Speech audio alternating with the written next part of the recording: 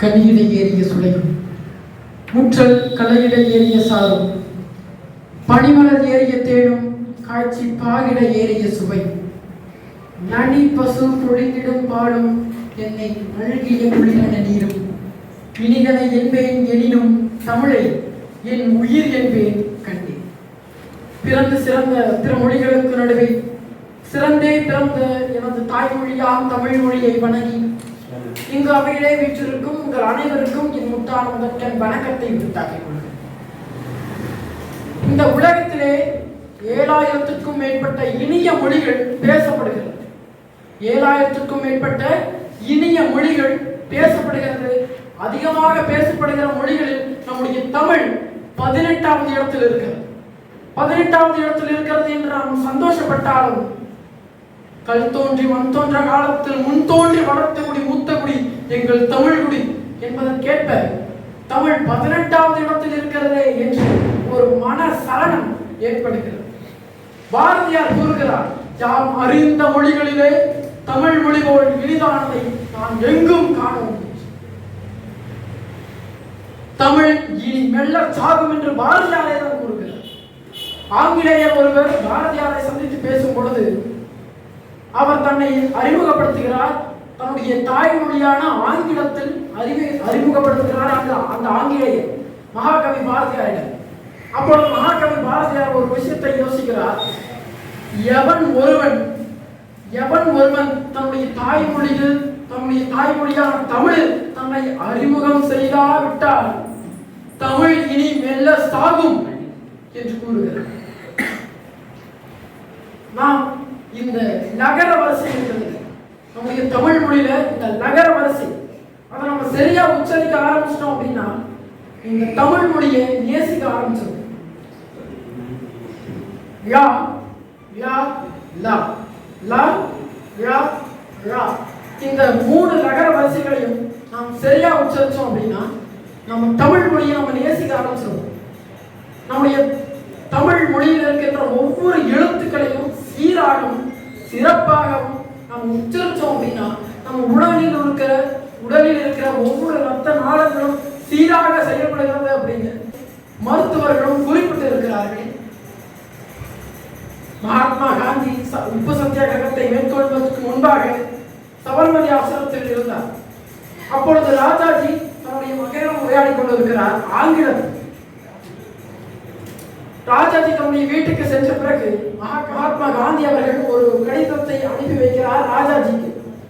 என்ன அப்படின்னு கேட்டா, ஒரு தமிழ்நாட்டு முதல்வராக இருக்கிற நீங்கள் உங்களுடைய மகனிடையே தமிழில் பேசாமல் ஆங்கிலத்தில் பேசுவது நியாயமா என்ற ஒரு கடிதத்தை அனுப்புகிறார். இந்த விஷயத்தை நான் இந்தியா என்ற ஒரு பத்திரிகையிலே நான் வெளியிட போகிறேன் என்ற ஒரு விஷயத்தை கடிதமாக எழுதி அனுப்புகிறார். அப்பொழுது ராஜாஜி, இனிமேல் என்னுடைய வாழ்க்கையில் நான் தமிழில் மட்டும்தான் அனைவரிடமும் பேசுவேன் என்ற ஒரு தீர்மானத்தை எழுதுகிறார். மகாத்மா காந்தியுடைய வாழ்க்கையில இப்படிப்பட்ட ஒரு தமிழ் பற்று எப்படி வளர்ந்தது? இதுக்கு முன்பாக மகாத்மா காந்தி அவர்கள் தமிழை கற்றுக்கொள்ள வேண்டும் அப்படின்னு நினைக்கிறேன். ஒரே ஒரு புத்தகத்தை படிக்கணும் அப்படின்னு நினைச்சார். அவருடைய வாழ்க்கையை மாத்திரம் ஏராளமான புத்தகங்கள் இருக்கிறது. ஆனால் அதுல இன்னும் முதன்மையான ஒரு புத்தகம் இருக்குது அப்படின்னா அது திருக்குறள் மட்டும்தான். இந்த உலகத்தில் உள்ள எல்லா மனிதர்களுக்கும் ஒரு பொதுவான மறையாக இருக்கிறது இந்த உலக பொதுமறை திருக்குறள். அந்த திருக்குறள் எந்த மொழியில் இயற்றப்பட்டதோ அந்த மொழியில் நாம் படித்து அந்த திருக்குறளின் பொருளின்படி வாழ வேண்டும் என்று எண்ணி தமிழை படிக்க ஆரம்பிக்கிறார். பிறகு அந்த தமிழ் மகாத்மா காந்தியை ஒரு மிகப்பெரிய ஒரு இடத்திற்கு சென்று விட்டது. எனவே நண்பர்களே, நம்முடைய தமிழ் மொழியில் இருக்கின்ற ஒவ்வொரு வரலாறும் மிகவும் பெருமையானது. நம்முடைய தமிழ் மொழியில் இருக்கின்ற ஒவ்வொரு காப்பியங்களும் ஒவ்வொரு நூல்களும் மகத்துவம் மிக்கது. 50 காப்பியங்கள்ல சிலப்பதிகாரம், மணிமேகலை, சீவக சிந்தாமணி, வளையாபதி, குண்டலகேசி. 5 காப்பியங்கள்ல உதயனகுமார காவியம், நாககுமார காவியம், யசோகர காவியம், நீலகேசி, சூளாமணி. இந்த 5 காப்பியங்கள். நற்றிணை, குறுந்தொகை, 500, பதிற்றுப்பற்று, பரிபாடல், கலித்தொகை, அகநானூறு, புறநானூறு. இந்த 8 தொகையில் அடங்குகிறது.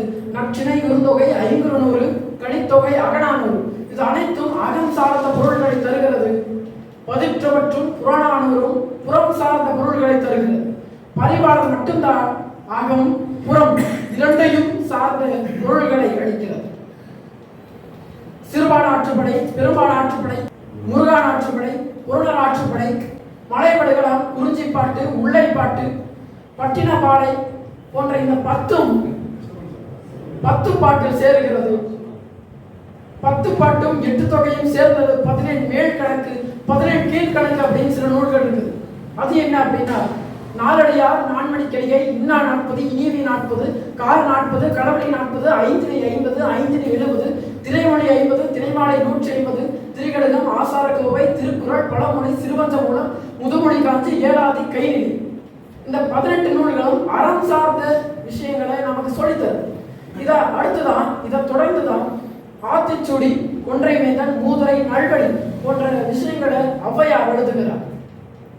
எனவே இத்தனை காப்பியங்கள், இத்தனை நூல்கள் நம்முடைய தமிழ் வரலாற்றில் புகைந்து கிடக்கிறது. இது அனைத்தையும் நாம் வேரோடு பிடுங்கி எடுத்து இந்த உலகத்திற்கு நாம் பிரசித்தப்படுத்தவே ஆக வேண்டும். தமிழர்கள் இந்த உலகம் எங்கும் சிதறி இருக்கிறார்கள். ஆனால் அவர்களிடையே தமிழ் இருக்கிறதா என்பதுதான் முக்கியமாக இங்கு தேவைப்படுகிறது. நம்முடைய தமிழ் வரலாற்றில் மறக்கப்பட்ட ஒரு பேரரசன் இருக்கிறார். தமிழ் வரலாற்றில் ஒரு மிகப்பெரிய அடையாளம் என்று சொன்னால் அது ராஜராஜ சோழன் கட்டின தஞ்சை பெருவுடையார் கோவில் மட்டும்தான். 1003ஆம் ஆண்டு கட்ட ஆரம்பித்து 1010ஆம் ஆண்டு கட்டி முடிக்கப்பட்டு மொத்தம் 7 ஆண்டுகள் கடினப்படுத்தி கட்டி முடிக்கப்பட்ட அந்த கோயில் இன்றளவும் அனைவருடைய மனதிலும் இன்று நிலையாய் ஆட்சி செய்து கொண்டிருக்கிறது என்றால் அது மறுக்கப்பட முடியாத ஒரு உண்மையாக இருக்கிறது. ஆனால் அந்த தஞ்சை பெருவுடையார் கோவில் இன்றளவும் நிலையாக பாதுகாப்பாக இருப்பதற்கு முக்கிய காரணமாக இருப்பது மறக்கப்பட்ட ஒரு பேரரசு. இந்திய பெருங்கடலில் ஒரு பேரரசனாக திகழ்ந்தவர் ராஜேந்திர சோழன். ராஜராஜ சோழனுடைய புதல்வர், அன்று சோழர்களுடைய படைத்தளபதியாக இருந்தவர். ராஜராஜ சோழன் தஞ்சை பெருவுடையார் கோவில் கட்டுவதில் நோக்கமா இருப்பார். அப்போ எதிரி நாடுகள் அந்த தஞ்சை பெருவுடையார் கோவிலை தகர்ப்பதற்காக வருவாங்க. அப்போ ஏதாவது ஒரு படையை அமைத்து எல்லையிலே காத்துக்கிட்டு இருக்கணும். அப்போ மன்னர்களுடைய புதல்வர்கள் தான் படை தளபதியா இருப்பாங்க. அப்போ ராஜேந்திர சோழன் படை தளபதியா இருந்து அந்த எதிர்நாடுகள் அனைத்தையும் வென்று அந்த தஞ்சை பெருவுடையார் கோவிலை காப்பாற்றினார். இல்லைனா அவர் கங்கை கொண்ட சோழபுரத்தில் கட்டின அந்த கங்கை கொண்ட சோழீஸ்வரர் கோயில் மாதிரி தான் இன்னைக்கும் தஞ்சை பெருவுடையார் கோவில் இருந்திருக்கும். அவருடைய வரலாறு 2 வார்த்தைகளை சொல்லிடலாம். அவருடைய வரலாறு 2 வார்த்தைகள் கொண்ட ஒரு ஆதாரத்தால் சொல்லலாம். ஒன்று பூர்வதேசம், மற்றொன்று பழகடம். பூர்வதேசம் கல்வெட்டு இப்படி அவரை குறிப்பிடுது. பூர்வதேசமும் கங்கையும் கடாரமும் கொண்ட கோப்பரகேசரி ராஜேந்திர சோழன். கங்கையை வென்றாரு, கடாரத்தை வென்றாரு. அது என்ன பூர்வதேசம் அப்படின்னு கேட்டா, அவர் இதுக்கு முன்னாடி வென்ற ஒரு 10 நாடுகள் தான் அந்த பூர்வதேசம் அப்படின்னு சுருக்கி சொல்றாரு. அதுல முக்கியமா 4 தீவு சார்ந்த தேசம். அவர் அதிகமா தீவு சார்ந்த தேசங்களை தான் கைப்பற்றினார். எதுக்கு தீவு சார்ந்த தேசங்களை கைப்பற்றணும் அப்படின்னு கேட்டா, ஸ்ரீலங்கா பாதி வரைக்கும் ராஜராஜ சோழன் கைப்பற்றினார். ஆனா அவன் முழுமையா கைப்பற்றினது ராஜேந்திர சோழன் மட்டும்தான். ஸ்ரீலங்கா மட்டுமல்ல, Maldives, Lakshadweep, Andaman Nicobar, Indonesia, Malaysia, Singapore, Thailand போன்ற எல்லா தீவுகளையும் கைப்பற்றினார். இதற்கு முக்கியமாக ஒரே ஒரு காரணம், தன்னுடைய சோழ நாட்டை செல்வம் குடிக்கிற தேசமாக மாற்ற வேண்டும். ஏனென்றால் யூரோப்பிய தேசத்திலிருந்து வணிகம் செய்வதற்காக சீன தேசத்திற்கு கப்பல்கள் அனுப்பப்படும்.